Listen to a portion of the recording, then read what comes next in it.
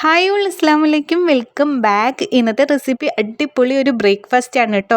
ബാക്കി വന്ന നനച്ച പുട്ടുപൊടി കൊണ്ട് എന്ത് ചെയ്യും എന്ന് ആലോചിച്ചിരിക്കുകയാണോ നിങ്ങൾ? എന്നാൽ ഇനി വിഷമിക്കേണ്ട. നനച്ച പുട്ടുപൊടി കൊണ്ട് മിനിറ്റുകൾക്കുള്ളിൽ തയ്യാറാക്കാവുന്ന നല്ല പഞ്ഞി പോലെയുള്ള മൃദുവായ ഒരു അടിപൊളി ദോശ റെസിപ്പിയാണ് ഇന്ന് നമ്മൾ കാണാൻ പോകുന്നത്. വീട്ടിലുള്ളവർക്കെല്ലാം ഒരേപോലെ ഇഷ്ടപ്പെടുന്ന ഈ വിഭവം എങ്ങനെയാണ് ഉണ്ടാക്കുന്നത് നമുക്ക് കാണണ്ടേ? എന്നാൽ ശരി, വേഗം റെസിപ്പിയിലോട്ട് പോകാം.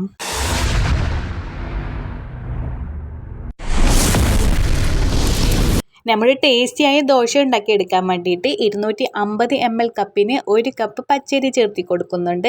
അതേപോലെ ആ കപ്പിൽ തന്നെ ഒരു അര കപ്പോളം ചേർത്തി കൊടുക്കുന്നുണ്ട്. അങ്ങനെ 1.5 കപ്പ് പച്ചരി ചേർത്തി കൊടുക്കുന്നുണ്ട്. പിന്നെ നമുക്ക് 2 ടേബിൾ സ്പൂണോളം ഉഴുന്ന് ചേർത്തി കൊടുക്കാം. ഇനി നമുക്ക് വേണ്ടത് ഒരു 1/4 ടീസ്പൂണോളം ഉലുവയും കൂടിയാണ് കേട്ടോ. ഇനി നമുക്കൊരു 2 ഗ്ലാസ്സോളം വെള്ളം ഒഴിച്ചിട്ട് ഇത് നന്നായിട്ടൊന്ന് കുതിരാൻ വെക്കണം. അപ്പോൾ ഒരു 2 മണിക്കൂറോളം വെച്ച് കൊടുത്താൽ മതി കേട്ടോ. അപ്പോഴേക്കും നമുക്ക് എന്ത് ചെയ്യണമെന്നോ, നന്നായിട്ട് ഇതൊന്ന് കഴുകി 2-3 വട്ടം നന്നായി കഴുകി നമുക്ക് നല്ല വെള്ളത്തിൽ നമുക്ക് ഇത് കുതിർത്തിയെടുക്കാൻ വേണ്ടിയിട്ട് ഒഴിച്ചു കൊടുക്കാം, നല്ല വെള്ളം കേട്ടോ. ഇനി നമുക്കിതൊരു 2 മണിക്കൂർ കഴിഞ്ഞിട്ട് തുറന്നു നോക്കാം. അപ്പോൾ ഇത് നന്നായിട്ട് നമ്മുടെ അരിയൊക്കെ നന്നായിട്ട് ഇതാ സ്മൂത്തായിരിക്കുന്നുണ്ട്. ഇനി നമുക്കിതാ ഒരു മിക്സിയുടെ ജാർ എടുക്കാം. അതിലോട്ട് നമ്മുടെ ഈ കഴുകി വെച്ച അരിയും അതുപോലെ അതിൽ ഒഴിച്ച വെള്ളം ഉണ്ടല്ലോ അതും കൂടിയും കൂട്ടിയിട്ടാണ് കേട്ടോ നമ്മളിത് അരച്ചെടുക്കുന്നത്. നമ്മുടെ അരി മുഴുവനായിട്ട് ചേർത്തി കൊടുത്തതിന് ശേഷം ബാക്കി വന്നതാ പുട്ടുപൊടിയാണ്, നനച്ച പുട്ടുപൊടി. അപ്പോൾ രാവിലെ ഞാനിവിടെ പുട്ടുണ്ടാക്കിയതിന് ശേഷം ഇത് ഫ്രിഡ്ജിലോട്ട് എടുത്ത് വെച്ചതായിരുന്നു.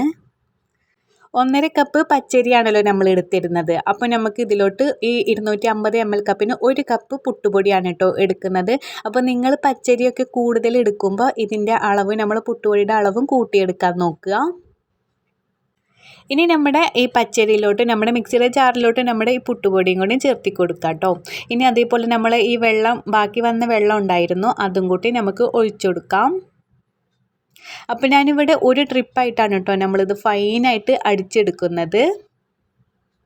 അപ്പോൾ ഇതിലോട്ട് നമുക്ക് 1 ടീസ്പൂണോളം പഞ്ചസാര, നമ്മുടെ ദോശ ഒരു ജസ്റ്റ് നമുക്കൊരു ഗോൾഡൻ കളർ കിട്ടാൻ വേണ്ടിയിട്ടാണ്.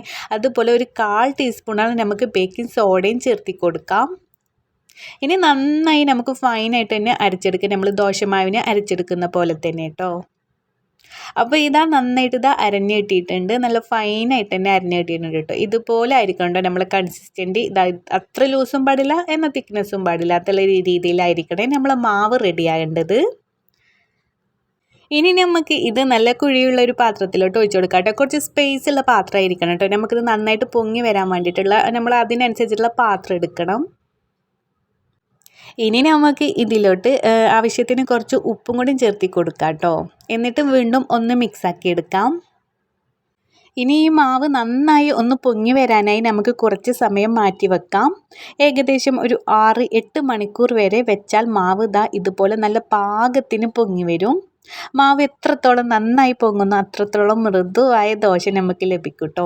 അപ്പോൾ നമ്മൾ അടച്ചു വെക്കുമ്പോൾ ജസ്റ്റ് നമുക്ക് കുറച്ചിങ്ങനെ തുറന്ന് വെച്ച് അടച്ചു വെക്കണം കേട്ടോ. ഇപ്പോൾ ഇത് രാവിലെ ആയി, ഞാനിതാ ഒരു 8 മണിക്കൂർ കഴിഞ്ഞിട്ട് ഇതാ തുറന്ന് നോക്കട്ടോ. നല്ല പെർഫെക്റ്റ് ആയിട്ട് തന്നെ പൊങ്ങി വന്നിട്ടുണ്ട് കേട്ടോ. നല്ല എത്രത്തോളം നല്ല സോഫ്റ്റ് ആണെന്ന് ഇത് കണ്ടാൽ തന്നെ നമുക്ക് അറിയാൻ പറ്റും. ഇനി നന്നായി നമുക്ക് മിക്സാക്കി എടുക്കാം. ഇനി ഇതിലോട്ട് ഉപ്പോ ബേക്കിംഗ് സോഡയോ ഒന്നും ചേർക്കാനല്ലോ കേട്ടോ, നമ്മളെല്ലാം മിക്സാക്കിയിട്ടാണല്ലോ അടിച്ചെടുത്തത്. ഇനി നമുക്ക് നല്ല ചൂടായ പാനിലിട്ടിട്ട് ഒന്ന് ചുട്ടെടുക്കാൻ മാത്രമേ ഉള്ളൂ. ഒരുപാട് പരത്താൻ നിൽക്കണ്ട കേട്ടോ, പതുക്കെ ഒന്ന് വട്ടം ചുറ്റിയാൽ മതി. നല്ല പഞ്ഞി പോലെ കിട്ടാൻ വേണ്ടിയാണ് നമ്മൾ ഇങ്ങനെ ചെയ്യുന്നത്. ദാ ഇതിൽ വരുന്ന ഈ കുഞ്ഞു നമുക്ക് ഈ ഹോൾസുകൾ ഉണ്ടല്ലോ, ഇതാണ് നമ്മുടെ ദോശയുടെ പെർഫെക്ഷൻ. ഇനിയൊന്ന് അടച്ചു വെച്ചിട്ട് നമുക്ക് ഒന്ന് ഓപ്പൺ ചെയ്യാം കേട്ടോ. എന്നിട്ട് ഇതാ നമുക്ക് ജസ്റ്റ് ഒന്ന് ഇതാ ചട്ടയും കൊണ്ട് എടുത്താൽ ഇതാ ഇത്രയേ ഉള്ളൂ. നമ്മളിതിൽ എണ്ണ തേക്കാത്തത് കൊണ്ട് തന്നെ ദോശയുടെ ഒറിജിനൽ വെളുത്ത നിറം കിട്ടും.